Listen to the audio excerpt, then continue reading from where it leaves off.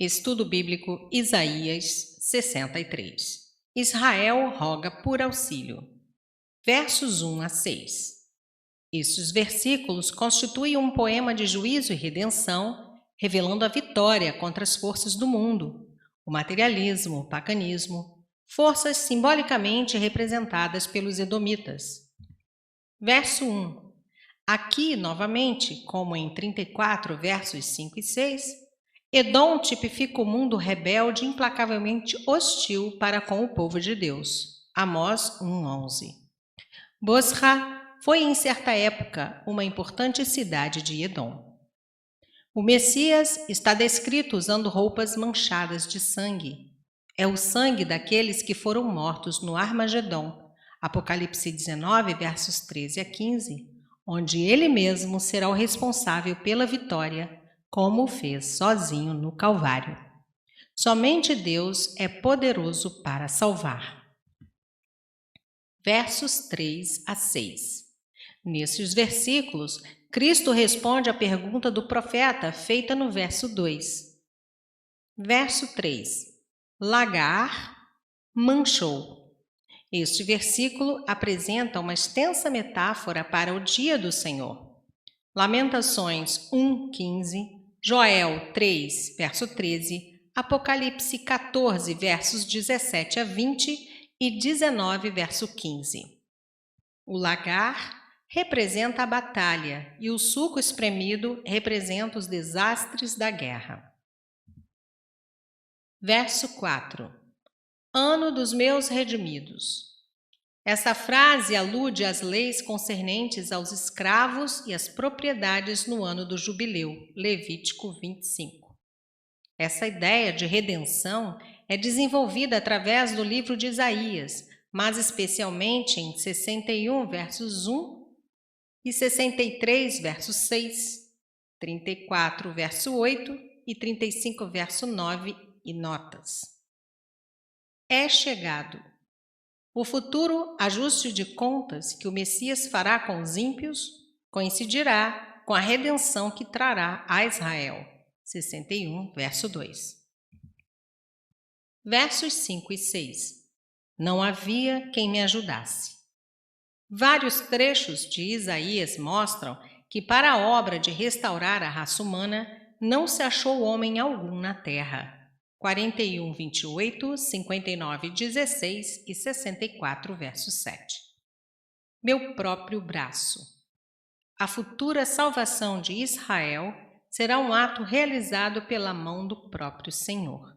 Verso 3 e 59, de 15 a 16. Verso 6. Embriaguei-os. Veja capítulo 51, verso 17, 21 a 23. Várias vezes o Apocalipse compara a ira de Deus ao vinho. Apocalipse 14, versos 10, 18 e 19. Capítulo 16, verso 19 e 19, verso 15. Derramando por terra o seu sangue é uma tradução literal da ideia de enfraquecendo assim suas forças. Um mundo que rejeita Cristo e desdenha o Evangelho não deixa ao Senhor outra alternativa a não ser a de enviar uma destruição terrível e medonha quando o período de sua paciência se esgotar. Versos 7 a 9. Israel canta um hino de ação de graças pelo terno amor de Jeová para com os filhos da sua aliança, com quem partilhou de todos os rigores e provações. Verso 8. Filhos que não mentirão. Pela sua escolha eletiva, eles se tornaram seu povo e ele seu salvador. Capítulo 43, versos 1 e 3. Isso é uma garantia de que eles não serão falsos para sempre, não mentirão, mas que algum dia serão verdadeiros e fiéis a Deus, visto que Deus os elegeu soberanamente para si, diferente dos filhos rebeldes descritos em 1, versos 2 a 4. Verso 9. O anjo da sua presença. O anjo que libertou os israelitas do Egito era o próprio Senhor. Êxodo 14, 19, 23, versos 20 a 23, 33, versos 12, 14 e 15 e Números 20, verso 16. Às vezes, ele é identificado como o anjo do Senhor. Ele estava perto o suficiente de seu povo, de maneira que sentiu a aflição deles como se fosse a sua própria. Versos 10 a 14. O profeta se lembra da rebeldia ingrata de Israel, que compeliu o Senhor a castigar o seu povo escolhido como se fosse inimigo seu. As perguntas são feitas pelo profeta como porta-voz de Israel. Verso 10. Contristaram o seu Espírito Santo. Se o Espírito Santo pode ser contristado, então é claro que Isaías reconhece que ele é uma pessoa. A expressão é ressaltada no Novo Testamento. Não entristeçais o Espírito. Efésios 4, verso 30 e 1 Tessalonicenses 5, verso 19. A transcendência do Espírito Santo se revela aqui, mas no verso 11 vemos a sua imanência morando no íntimo da pessoa. Verso 11. Dias antigos, ou seja, o período do êxodo e das caminhadas pelo deserto. Pastor do seu rebanho, refere-se a Moisés e a Arão. Jesus é o nosso pastor. Hebreus 3, versos 1 a 6 e 13, verso 20. Verso 14. Desce aos vales. A fim de lá achar melhor pasto, refúgio e descanso. Salmo 23. Quanto ao descanso que o Espírito Santo dá, note seu nome de Consolador. João 16, versos 1 a 15. Versos 15 a 19.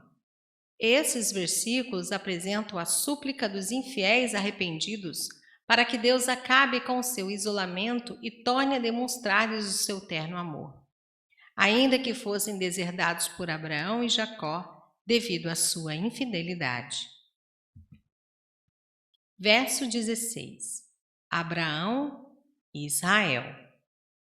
Os ancestrais de Israel, segundo a carne, Abraão e Jacó, Israel, desempenharam um papel fundamental no pensamento judaico. Essa teria sido a mais ardilosa tentação e pecado dos judeus, acreditar que apenas o fato de serem descendentes de Abraão e Jacó, segundo a carne, seria suficiente. Mateus 3:9, João 4:12, 8, versos 37 a 39, mas nessa oração eles acabaram renunciando a isso para confiar somente em Deus como Pai. Verso 17. Nos fazes desviar, endureces o nosso coração.